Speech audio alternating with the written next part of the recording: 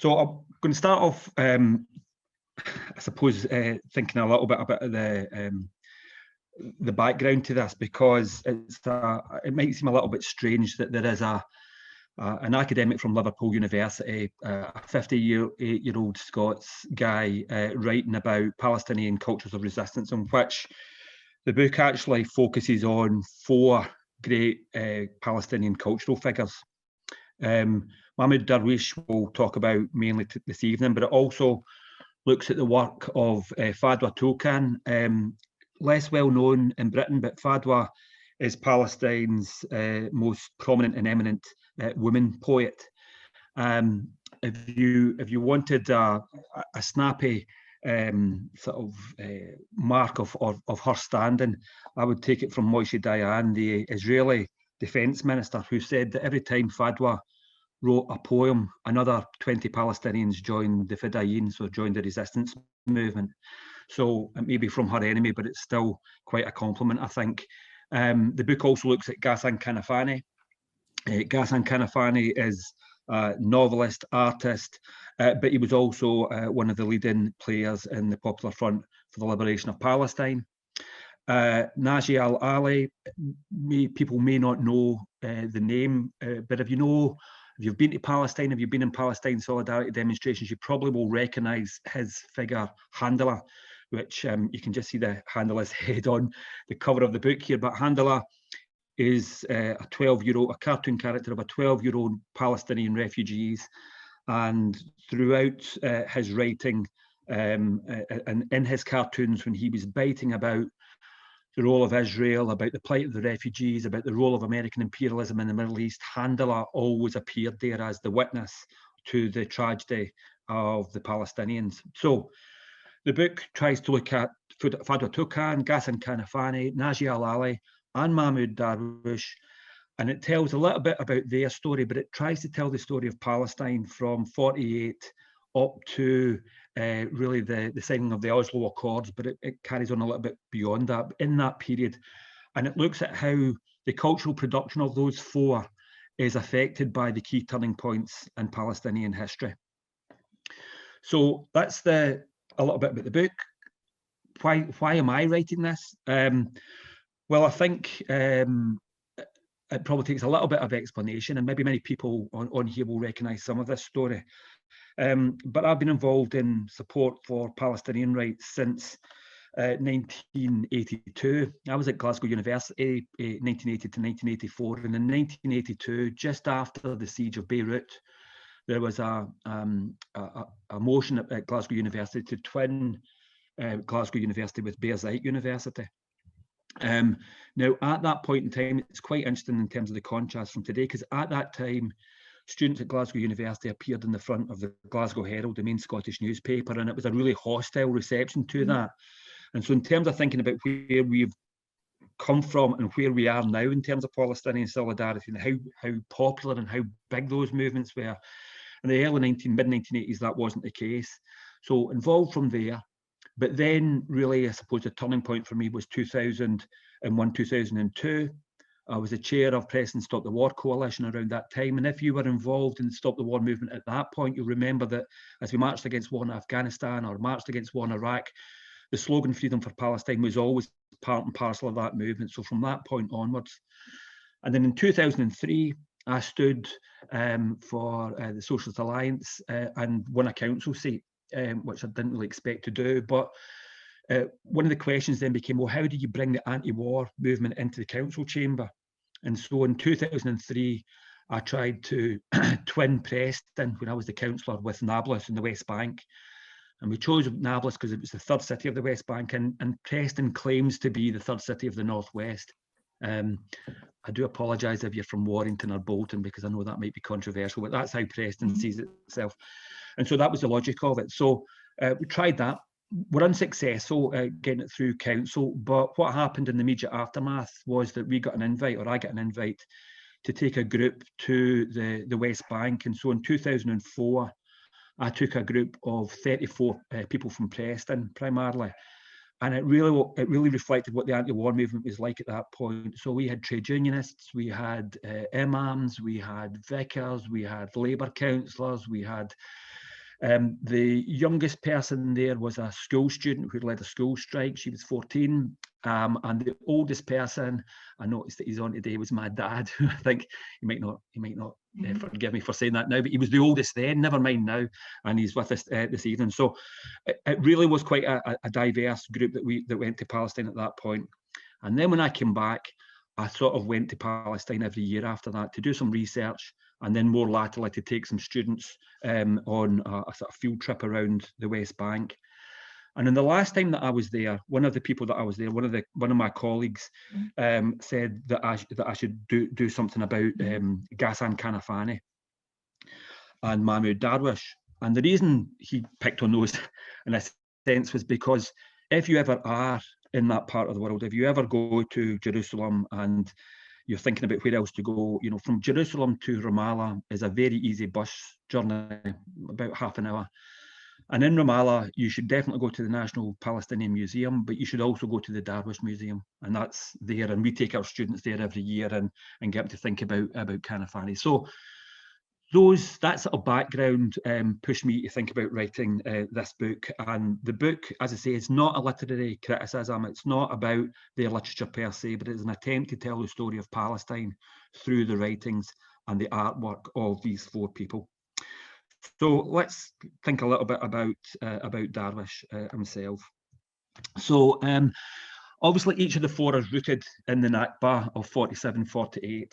And of course, many of you will know the scale of the catastrophe of what went on there, the destruction of places like Haifa. If you've read Ilan Pappy's book, then when he describes what happened in Haifa, he describes the sea running red with the blood of the Palestinians as they flee to the harbour to try and escape the bombing of the Karmeli Brigade. So it's the death, the destruction of Haifa, of Jaffa, of Deir Yassin. These are the places that we know. We know that 750,000 Palestinians were displaced as a consequence of that. But one of the things that is perhaps less well known is what happened to the Palestinians who remained in Palestine 48 after that. And Mahmoud Darwish was one of those, or he was kind of one of those. He was born in 1942. He was brought up in the village of Burway in the Galilee. And in 1948, Burway was destroyed by the Israeli force called Brigade 7. And again, if you've read Ilan Pappy's book, there are two brigades that are notorious for their cleansing activities. So one is the Karmeli Brigade, and the other one is Brigade 7, who are active along across the Galilee. So his village is destroyed, and his family flee to Lebanon, like hundreds of thousands of others. But unlike the hundreds of thousands of others, he doesn't stay in the refugee camps in Lebanon or Jordan. His family flee to Lebanon. But after a few months, they come back to Palestine 48, or as it is then, Israel. But his village has been destroyed, and he then resides in a neighbouring village. But most importantly for Darwish and his family, in the 12 months that have elapsed from him fleeing during the Nakba to him returning, the Israelis have carried out a census of the Arabs who remain, of the Palestinians who remain in Israel. And his family were not part of that process, so they weren't counted in the census.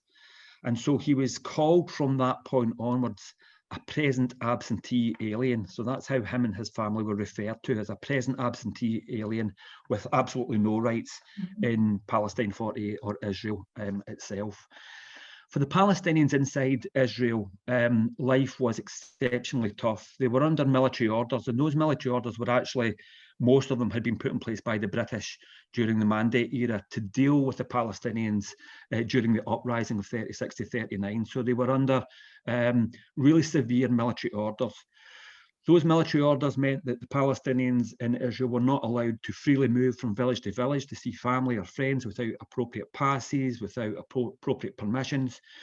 There was no Palestinian newspapers. They weren't allowed to publish papers. There was only 64 books published in Arabic from 1948 through to 1968 or 67, 68. And most of those were those Arabic publications were published by the Jewish community, the Arabic-speaking Jewish community in Israel, and not the Palestinian Arabic community at that time. In fact, the Israelis even tried to stop large gatherings, so weddings and funerals had restricted numbers, poetry readings were banned, and even tried to stop the Arabs singing because they saw those as sites of cultural resistance. Ghassan Kanafani wrote about what happened to those who remained inside Palestine, and he says that 3/4 of the remaining Palestinians inside Palestine were in villages who were peasants. The cities had primarily been cleansed. The cultural leaders, the writers, they had been exiled. The Arab population inside Israel were cut off from other Arab populations. As it said, there was no public libraries, there was no publications, there was only 64 books published in that time. So Kanafani describes this in really quite dramatic terms. And out of this, you have Darwish, who grows up to be a poet. And the cleansing of Birwa, his village, right up until the end of his life, was something that he referred back to, the trauma of that event, and the child and his memories as a child, looking back at the village and how it was described, remained vitally important to him. He attended Arab schools in the villages, but interestingly, because he was a present absentee alien, he was not allowed to go to the school. So he went to the schools, but if there was ever any kind of inspection, the teachers had to hide him. He was taught Arabic and Hebrew. He, through the school curriculum, engaged with both the Torah, with the Quran, obviously, and with the Bible. And in his future writings, all three would influence some of the imagery in his poetry. And his poetic talents came to the fore quite quickly. And in 1958, the school asked him to write a poem for Independence Day. So that was for an Israeli Independence Day. This wouldn't be independence for the Palestinians, but his school asked him to write a poem. And he wrote one called My Brother the Hebrew, which compared his life to the life of a Jewish young boy the same age as him, and how their lives were completely different. It immediately brought him to the attention of the armed forces, and he was summoned to the military governor's house, and he was told that if he wrote such poems again, his father would lose his job at the quarry. So the threat was very, very real to him. Over the next few years, he would continue to write poetry. He would deliver his poems to large audiences, and it would bring him into constant conflict with the Israeli authorities. He was imprisoned 5 times, and he was placed under house arrest for reading poems. While he was in Palestine or Israel, he eventually joins the Communist Party. And in the Communist Party, there is a growing cultural milieu which he engages with. So that's people like Emil Habibi, Tawfid Ziad, Sami Al-Qassam. And the Communist Party is a welcoming place for them for a number of reasons. First of all, it's a legal organisation in Israel, so because there are a number of Jewish citizens who are in the Communist Party. And the Communist Party, amongst some Palestinian circles, was seen almost as a Quisling organisation, because in 1947, the Communist Party, following diktat from Eastern Europe, supported the division of Israel along the UN lines. So the Communist Party reflected that general position and supported the division of Palestine. But it was also a place where Palestinians could speak Arabic, and where some of the Communist Party journals were Arabic publications for Jewish Arabic comrades. But it did mean that Darwish could start to be published in his own language in the communist press. And the Communist Party's focus was less on the border or less on the liberation, but it was about the struggle for land, equality, social justice, and of course national self-determination was part and parcel of that. But it was also about equal rights within Israel for Palestinians. And these themes started to infuse Darwish's poetry. I'm going to read you just a little bit from 2 of his poems from this period. The first one is He Came Home in a Shroud. And he returned in a shroud. I've just got to move my first bar at the top of my screen here. And this is quite a powerful poem, a very popular poem, published in the communist press. But it talks about the continuing horrors inflicted on Palestinians across the diaspora, but also within Israel itself. So they talk in our country, they talk with grief about my friend who went away and returned in a shroud. His name was, don't say his name. Leave it in our hearts. Don't let his name be lost like ashes in the wind. The poem then goes on to describe this young person, but without ever mentioning his name. It talks about his youthfulness, his experience of life. It then talks about his mother's grief, and it ends up asking his mother not to use up all her tears. For tomorrow his father may die, or his brother, or I, his friend. They speak a great deal in our country about my friend, the fires of lead on his cheek, his chest, his face. My heart goes out to our children and each mother that embraces a deathbed. When will our men wake up? So I think the lack of naming the individual means that this is a poem for all Palestinians, and it's very popular because Palestinians can relate to it because they've all had somebody who's been killed or murdered by the Israelis. And there's a recognition that tomorrow it might be your father, it might be you, it might be me, it might be our friend.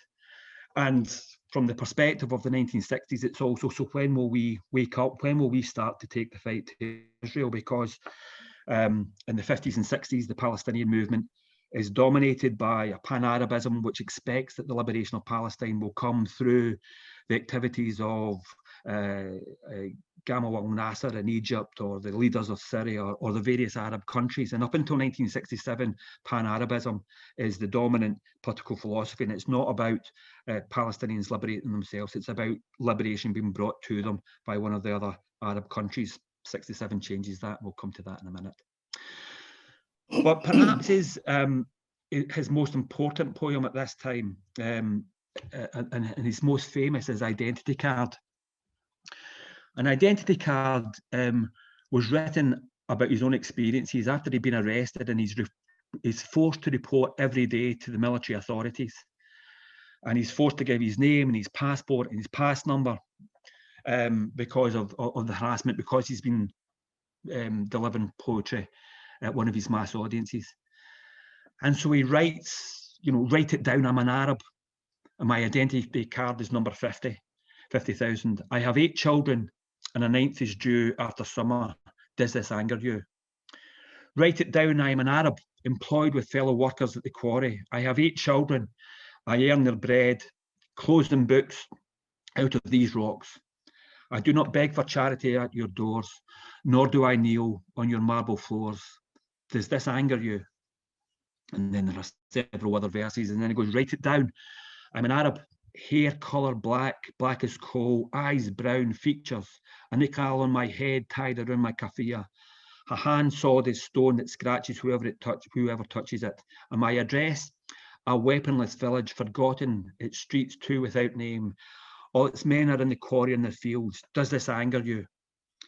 And then the last part, I do not hate people, nor do I steal. But if I become hungry, I will eat my robber's flesh. Beware then, beware of my hunger and of my anger. Identity Cards is not his own story. He didn't have 9 children, or he didn't work in the quarry, though his dad did. But it is a cry of anger at the way in which the Palestinians inside Israel were being treated. And it is a warning, if you like, that if you continue treating people that way, then they will respond. Identity Card was without doubt his most popular poem, and he was always asked to read it at Palestinian audiences, and he did. But he was also asked to read it when at the next stage of his life in various other Arab capitals. And when Darwish spoke at these other Arab capitals, he would often be addressing audiences of 10 to 15,000 people. So 10 to 15,000 people would come to listen to him read his poems, and they would put requests in, and Identity Card was often one.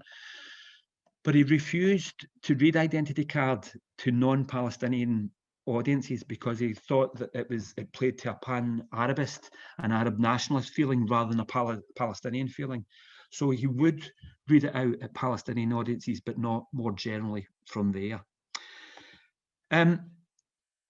Darwish in 1970 leaves Israel and he goes to the Soviet Union. He's due back in 1971, but much to the upset of his colleagues in the Communist Party, he doesn't return to Israel. Instead, he goes to Egypt and eventually on to Lebanon. And there's a couple of things that have happened in the meantime. So first of all, the sort of dominant Pan-Arabist ideology of the Palestinian organizations has really been blown asunder by the 6-day war of 1967, when the Israeli forces in 6 days destroy the armies of Egypt, of Syria, of Jordan, or they take the Golan Heights, the West Bank, they take the Sinai, and the notion that the well-armed Arab armies would deliver liberation is really turned on its head. The following year in the Jordan Valley, in a place called Karama in Jordan, the embryonic Fedayeen, so the embryonic guerrilla organizations of Fatah and the Popular Front for the Liberation of Palestine are ensconced in Karama village in Jordan. And the Israelis are about to launch a massive attack. So the Jordanian state comes to Fatah and tells them to remove themselves from the village or they will be destroyed. The PFLP sort of half leave. They go into the mountains round about. So they leave the village, but they go to the mountains round about. But Arafat makes a rousing speech which basically says, this far and no further. This is a line in the sand, and we will stand and we will fight. There is no more retreat for the Palestinians. The Jordanian army launch heavy armed fire against the Israelis as they move in. The Israeli helicopters drop men in the mountains where they are engaged by the forces of the PFLP. But the main forces of the Israeli army attack Karama, where the forces of Fatah refuse to give ground. And after a brutal battle in which more Palestinians are killed than Israel, but the Israelis withdraw. And as they withdraw, 65 to 70 Israeli soldiers have been killed, and the battlefield is scattered with burnt out Israeli tanks. And so, although numerically they lost that battle, ideologically it was a huge victory for Fatah and for the notion that it is possible for an armed guerrilla uprising to take on the forces of Israel. And in the year that followed, the Palestinians across the refugee camps flood into the guerrilla forces. Overwhelmingly, Fatah becomes the dominant force. The PFLP also grows as well. The difference between the two of them, Fatah and the PFLP, is that the PFLP is very ideological. They see themselves as a Marxist organisation fighting the liberation war, the national liberation war. And Fatah is a very unideological force, but they quickly realise that they do need to develop some sort of educational programme to develop those thousands of fighters who have joined their forces. And so by 1970, they have developed an outlook which is called Towards a Democratic State in Palestine. So it's their solution to the problem is for a democratic, secular Palestine, a home, one person, one vote, and a home for Jews, Muslim, Christian within the borders of Palestine. And this is very attractive, I think, for Darwish. And he moves and joins the PLO in 1970. He moves to Beirut, where he becomes very, very close to Arafat. And to get a notion of who he is, there's a film by a French director which is on loop at the Darwish Museum, and this is how he puts it. He describes his attitude to what's going on in Palestine, and he says, "The military judge who punished me for my poetry was Jewish. The woman teacher who taught me Hebrew and inspired my love of literature was Jewish. My English teacher, a stern man, was Jewish. The woman judge who presided over my first trial was Jewish. My first lover was Jewish. My next door neighbour was Jewish. My political comrades in the Communist Party were Jewish. Therefore, I did not look at Jews as a separate entity. I did not have a stereotype view. Thus, from the beginning, for me, coexistence had seemed possible psychologically and culturally, but the main problems remain the political one. And he covers those things in two poems in particular. One's called Rita and the Rifle, which tells the story of his love affair with his first Jewish lover, Rita, and the rifle that comes between them, which is, as a young Jewish woman, she is conscripted into the IDF. And the second one is A Soldier Dreams of White Lilies, where a friend of his, again, is a friend who shares coffee, but is also in the IDF. And the story that comes out of both of them is that although they get on culturally, they can be lovers, there is, in the case of Rita, a rifle between them because she is a conscript, and therefore it's the IDF, it's the institutions of Zionism that are essentially the problem, rather than people's religion or people's way of life. So those two powerful poems, I think, that reflect those and are embedded, if you like, within the Fatah PLO notion of a democratic state within Palestine. As I say, he moves and is very close to Arafat. In fact, he actually writes Arafat's speeches, and he writes perhaps Arafat's most famous speech. In 1974, Arafat turns up at the UN, and he turns up with a keffiyeh on his head, and he's got a holster in his side. And he ends his speech by saying, "I come bearing an olive branch in one hand and a freedom fighter's gun in the other. Do not let the olive branch fall from my hand," which is quite an unusual speech to be making at the UN.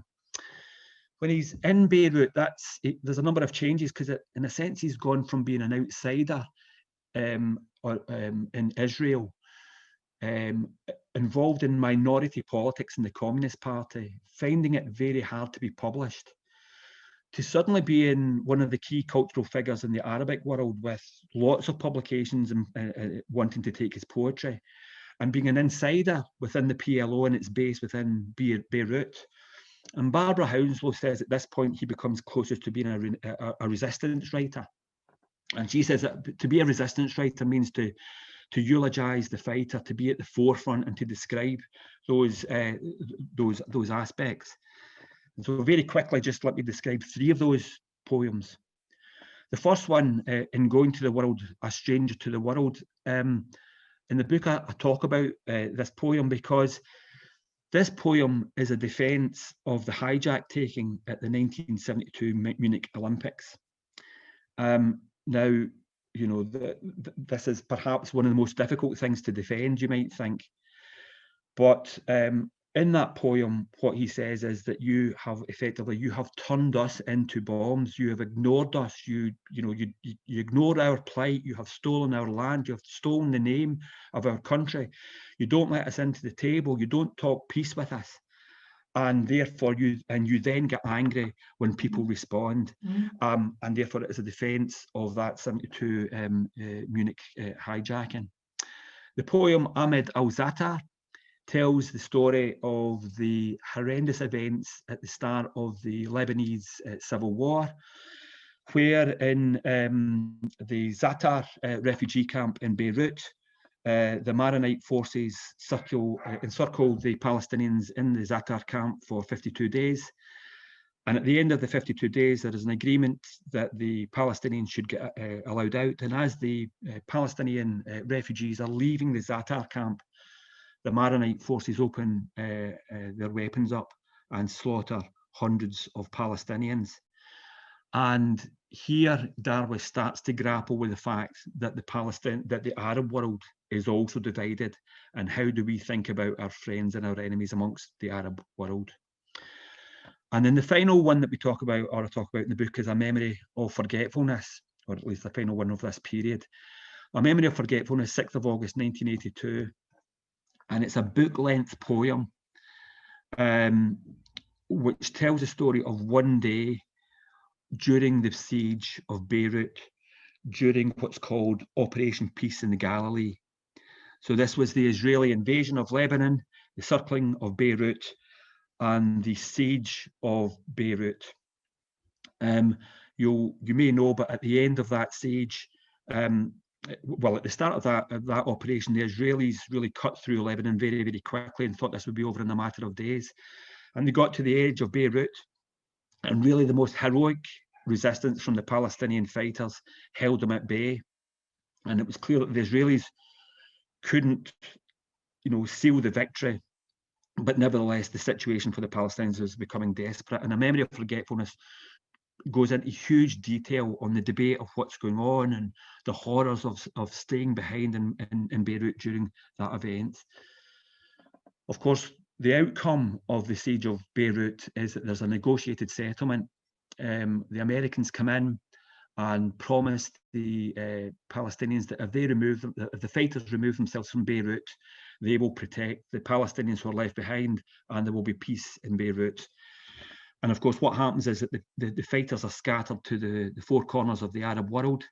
And as the fighters are scattered to the four corners of the Arab world, the Israelis give cover to Phalange forces who move into the refugee camps in Sabra and Shatila and carry out the most atrocious attack on the unarmed civilians in Sabra and Shatila.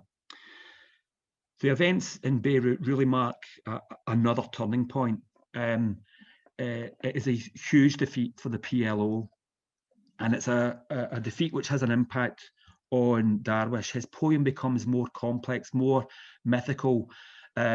He says that he's there in the battle of history with the Israelis. And so, for example, he writes a poem called A Canaanite Stone by the Dead Sea, which is a challenge to the sort of Israeli story of their long-term 1,000-year history in that part of the world. His poems become, as I say, more abstract and complex, but he's pulled back into the movement really by the First Intifada. And the First Intifada is a huge uprising. It's not led by the fighting forces of Fatah and the PFLP, but it is a mass movement of the people in the Gaza, the West Bank, and Palestine 48 itself.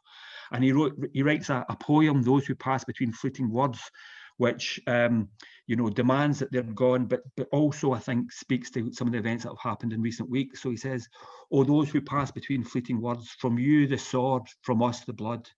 From you steel and fire, from us our flesh. From you yet another tank, from us stones. From you tear gas, from us rain. Above us, as above you, are sky and air. So take your share of our blood and be gone. Go to a dancing party and be gone. As for us, we have to water the martyrs' flowers. As for us, we have to live as we see fit." That poem was very controversial because in Israeli leftist circles, Mahmoud Darwish was seen to be a dove, somebody that they could talk to. But almost unanimously, they turned on Darwish during the First Intifada because he was defending the stones throwers, and they thought that he was asking for them to be removed. And in many senses, it shows the contradictions of what you might call left Zionism, because when push comes to shove, they remain Zionists committed to the project of Israel. Final couple of points. There was, again, after the First Intifada, significant events for Darwish, because the First Intifada basically leads to the Oslo Accords and the establishment eventually of the Palestinian Authority. And Darwish splits from the PLO around the Oslo Accords because he doesn't think that the PLO should trust Israel. And I think he was absolutely right to do so. Again, he goes back to writing more abstract poems about the universe and myths and trying to establish a Palestinian history. But again, during the Second Intifada pulls him back, and he writes a number of important poems. One, a eulogy to Muhammad al-Dura. And if you're old enough to remember, so if you were around and active in 2001, 2002, you probably do know who Muhammad al-Dura was, because Muhammad al-Dura was a young boy who was caught with his dad behind a bollard, and it was broadcast to the world as Israeli snipers fired bullets into Muhammad, and you could hear him cry until he was killed, and you could hear his father calling out for help. And Darwish said that you couldn't write a poem that would capture the pain because you just had to watch the film. But in his eulogy, he says, Muhammad nestles in the bosom of his father, a bird afraid of the infernal sky, Father, protect me from the upward flight. My wing is slight for the wind and the light is black. Really powerful story of the horror, and if you remember it at all, it's perhaps the most horrific scene to emerge in the Second Intifada. But he also wrote, again, another full book-length poem called State of Siege, which again tells the story of Ramallah itself and Ramallah during the Second Intifada. Darwish died in 2008, and the Palestinian Authority announced 3 days of mourning, and thousands of Palestinians came to pay their respect to Darwish. By the end of his life, I think he was much more critical of Arafat and had a more difficult relationship with Arafat. He was very critical of the Palestinian Authority and its relationships both with the American and the Israeli state. And that meant that he was criticised in some circles in the PLO and amongst Fatah. But they knew that they simply couldn't dismiss him, and that his power and the way that his poems spoke to the Palestinian masses meant that they really had to have that 3 day of mourning. His museum in Ramallah is definitely worth a visit, and his poetry, I think, and I go through in more detail in the book, but his poetry tells the story, I think, in a very important way, of the horrors of the Palestinians who were left behind in Israel, and the horrors of the Palestinian refugees in the diaspora, and the continuing horrors of Israeli attacks on the Palestinians. And if you want to find out more about the Palestinian story, I think you could do no worse than reading some of my